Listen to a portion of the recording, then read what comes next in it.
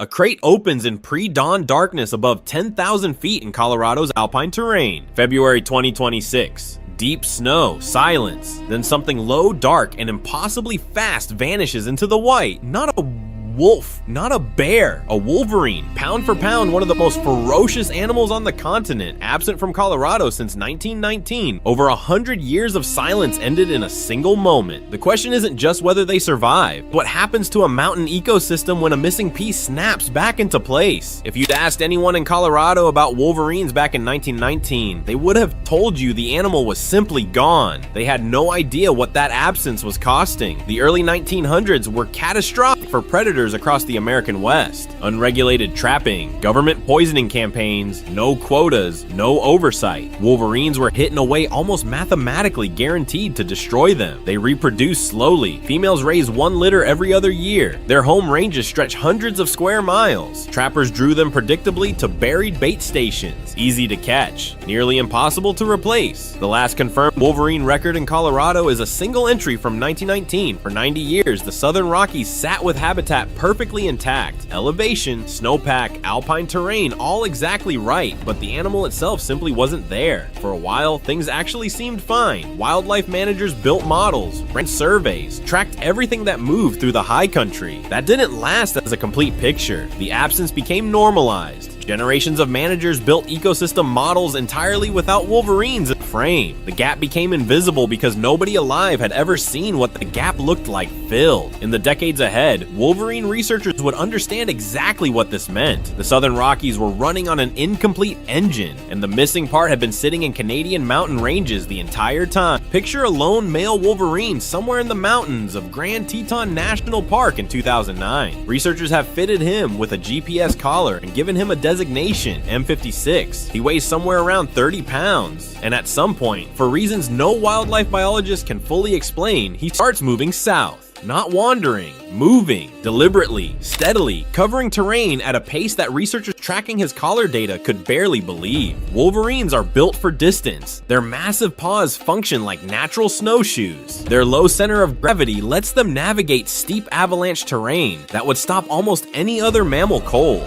M56 used every inch of that physical advantage. He crossed out of Wyoming and pushed south through the high country, following ridgelines and snowfields connecting the greater Yellowstone ecosystem to the mountains of northern Colorado. Then he did something that stunned the wildlife community. He crossed Interstate 70, a busy 4-lane highway cutting through mountain terrain, surrounded by development, ski resorts, and constant human activity. M56 crossed it and kept going. The confirmation came in April 2012. A backcountry skier on Mount Bierstadt, a 14,060-foot peak in the Front Range, photographed an animal moving through the snow. Colorado Parks and Wildlife confirmed it was M56. The wolverine who had walked from Wyoming to Colorado, alive and moving through terrain that hadn't seen his species in over 90 years. The wildlife community's reaction was a complicated mix of elation and heartbreak because M56 was alone. Here was an animal that had just demonstrated conclusively that the Southern Rockies were viable wolverine habitat. The elevation was right, the snowpack was right, the prey base was right, M56 was thriving, but wolverines are not solitary by reproductive necessity alone. A male wolverine's enormous home range is designed to overlap with the smaller ranges of multiple females. M56 had no females to overlap with. He was, in the most literal ecological sense, a dead end. Researchers from Colorado Parks and Wildlife and the Rocky Mountain Wolverine Project watched M56 for years. His collar data painted a picture of an animal doing exactly what wolverines are supposed to do: scent marking territory, locating carcasses under deep snow, navigating avalanche paths with what looked almost like familiarity. He was running a Wolverines program in a landscape that had forgotten wolverines existed. What M56 proved was both the argument for reintroduction and the argument against waiting. The nearest established wolverine population was in the greater Yellowstone ecosystem, roughly 400 miles north. For a female wolverine whose home range is typically 50 to 200 square miles, making that journey south was statistically improbable. The natural dispersal pipeline was effectively broken. M56 didn't just prove that Colorado could support wolverines, he proved that Colorado would never get wolverines back without direct human intervention.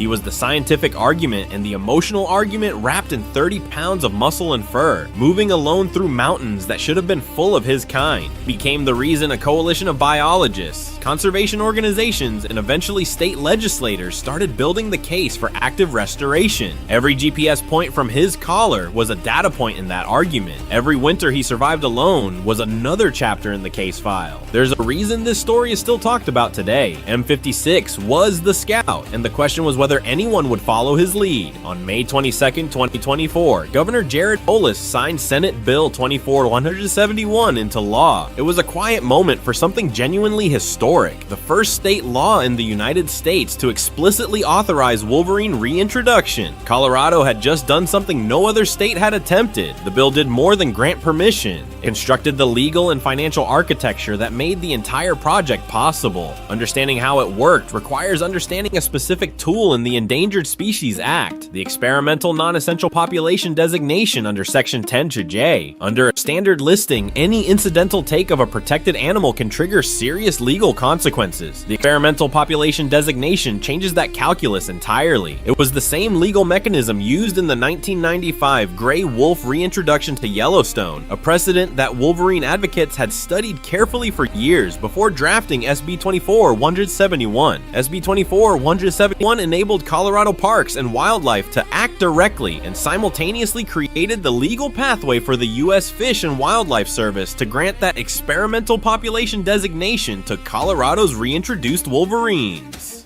Both pieces had to be in place. The bill's primary sponsor, Senator Dylan Roberts of Senate District 8, had spent 2 legislative sessions building the coalition needed to get it through. Ranching interests, ski resort operators, wilderness advocates, and tribal nations with treaty connections to wolverine habitat all had to reach workable agreement before a single vote was cast. And then came the money. The Species Conservation Trust Fund, combined with SB 24-171's direct appropriations, committed more than $850,000 in startup funding for fiscal year 2024 to 2025.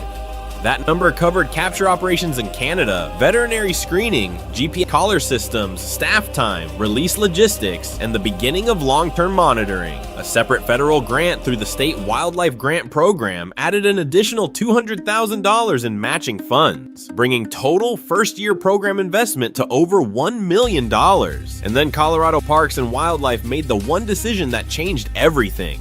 The program's mandate was a multi-year, multi-animal commitment up to 45 wolverines released over 3 or more seasons, with a maximum of 15 animals per year. That number, 45, was derived from population viability modeling that estimated the minimum founding population size needed to give Colorado's wolverine recovery a statistically meaningful chance of reaching the long-term carrying capacity estimate of roughly 100 animals across the state's high country.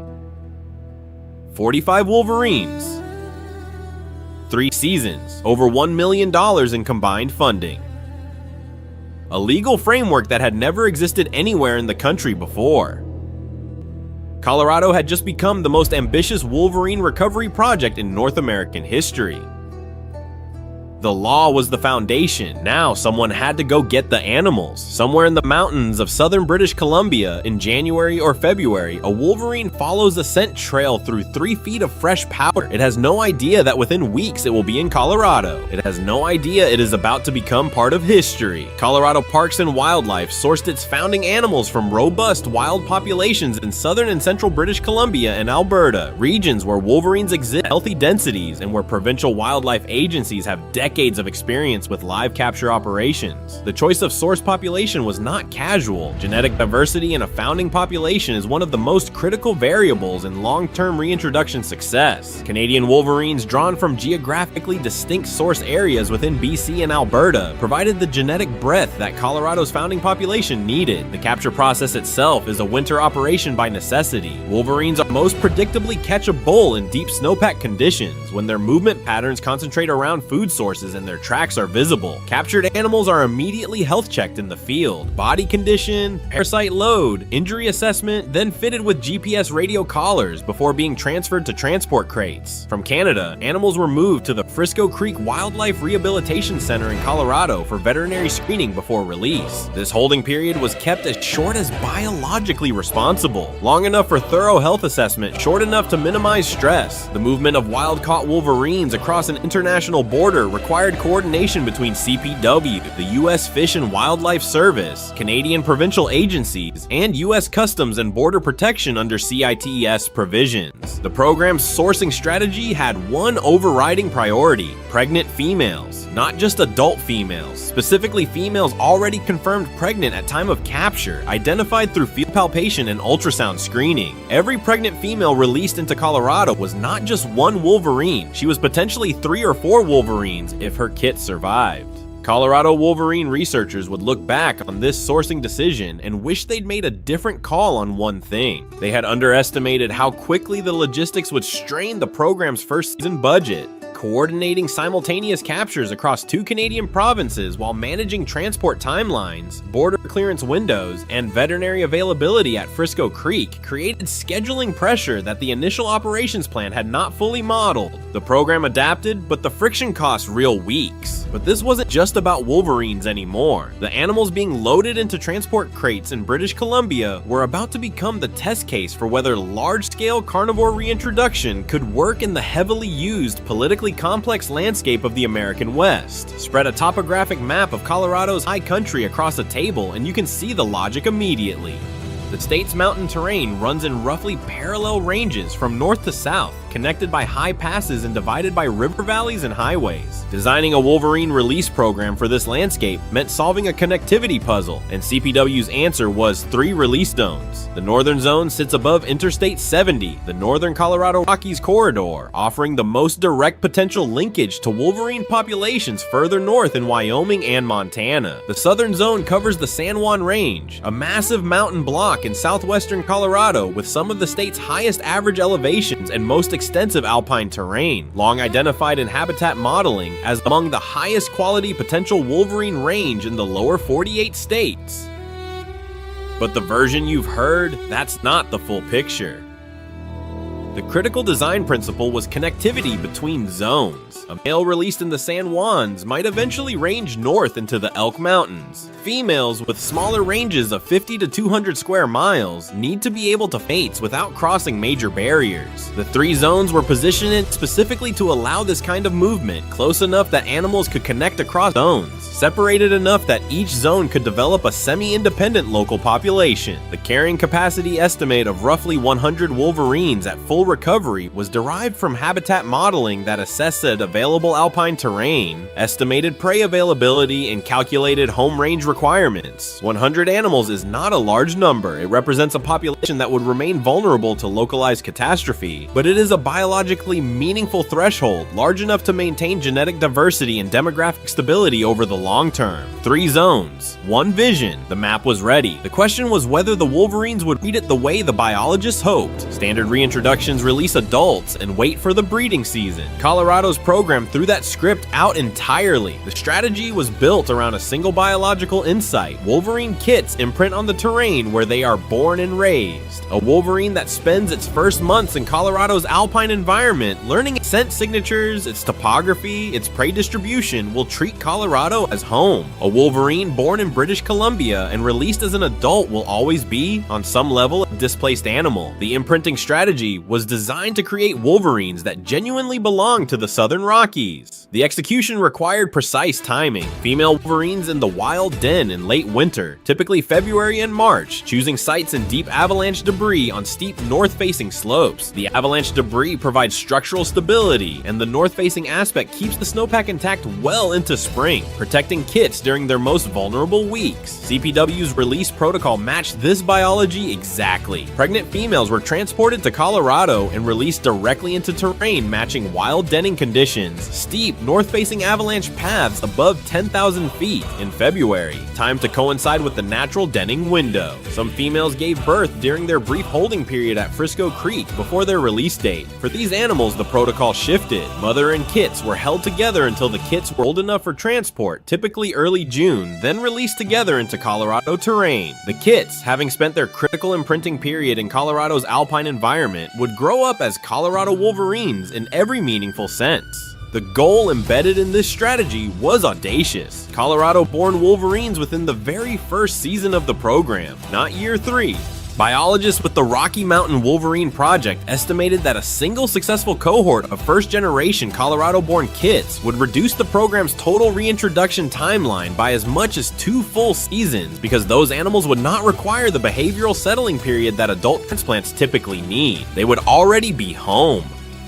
The pregnant female strategy was the program's most creative gamble, and the early data suggested it was paying off.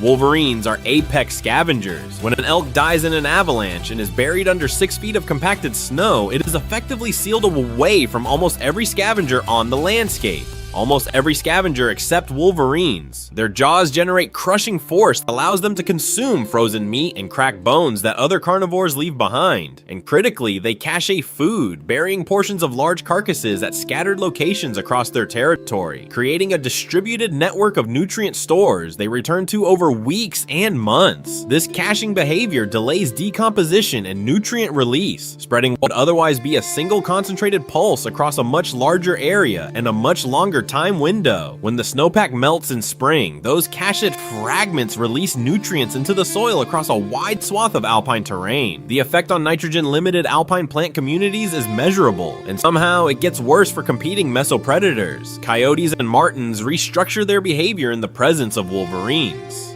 Coyotes reduce their use of areas where wolverine scent is present. This behavioral displacement cascades through the food web. The small mammals that coyotes prey on experience reduced predation pressure in wolverine active zones, which affects vegetation structure, which affects the birds and insects that depend on that vegetation. Up to this point, the missing wolverine had been the invisible variable in Colorado's alpine ecosystem equation. That was about to flip, and the speed of the flip was something the researchers had not fully anticipated. The early field observations from Colorado's first weeks were striking. Released wolverines began moving through avalanche paths within days.